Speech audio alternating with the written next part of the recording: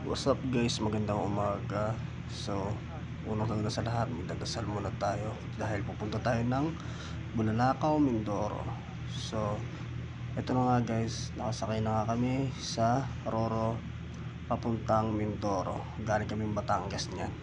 So, ito na. Papakita ko sa inyo yung view kung gaano kaganda ang karagatan ng Batangas papuntang Mindoro. So ito na siya guys, sobrang ganda niya, wala akong masabi, sobra.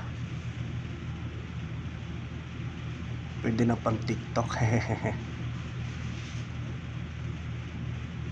So ayan guys, so ayan, standby muna kami dyan, pusing para sa pinagahan ng medical mission sa Bulalakaw, Mindoro. So ayan guys, pusing muna kami dyan. Medyo matagal pa kasing biyahe, almost 2 hours pa ang biyahe namin papuntang Mindoro from Batangas. So yun guys, pusing muna guys. Yan na, sinundo na kami ng military truck 6x. Gabi na nga pala kami nakarating guys, so sobrang pagod. So dito muna kami papahinga and kita-kits para bukas. Ayan, pagod na mga kasama ko. Magdamag ba namang biyahe. So yan sila. So kita-kits para bukas.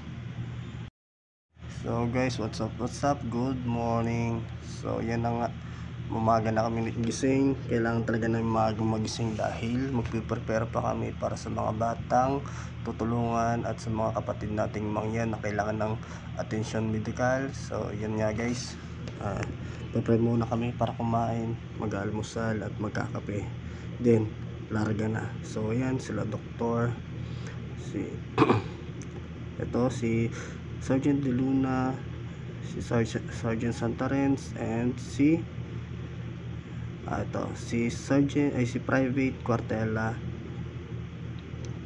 Sergeant Santarens yan, si Private Cuartela.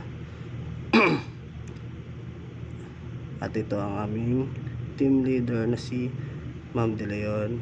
Ayan guys, so maraming salamat nga pala sa 4th Infantry Scorpion Battalion sa mainit na pagtanggap at sa masarap na kape at sa masarap na almusal na inihanda sa amin. So kape muna tayo rito guys para malakas. Ayan si Ma'am De Leon. So mga team ko, medical team. Ayan. Actually guys, wala nga pala kami sahod dito. Yung pinamasahe namin is sarili naming pera. Sinundo na lang kami ng aming sundo sa 6x nagmula sa 203rd Brigade ng 2nd Infantry Division.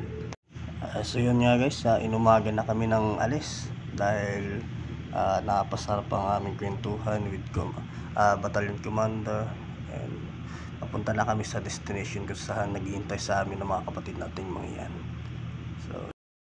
So yun nga guys, nandito na kami sa destination namin para sa libreng gupit na aming inahandog ng SEMA Basaville Military Affairs Brigade. Nandito kami ngayon sa Bulalakaw, Mindoro at kasama ko si PFC Toledo. Babagsik yan. So ito na nga guys, nagpapamigay kami ng mga tsinelas sa mga batang mangyan. So nakakatanggal ng pagod pag nakakita ka ng mga bata na nagpapasalamat at sobrang tuwang-tuwa sa mga tsinelas na ibinigay at mga medical na ating hinihandog para sa kanila. So yun guys, tuwang-tuwa sila sa pinamimigay nating tsinelas. Tanggal lahat ng pagod namin nung makita namin mga batang ganyan na masaya sila. Kahit yun lang, sobrang saya na namin at nakakatanggal ng pagod. Bawing-bawi na.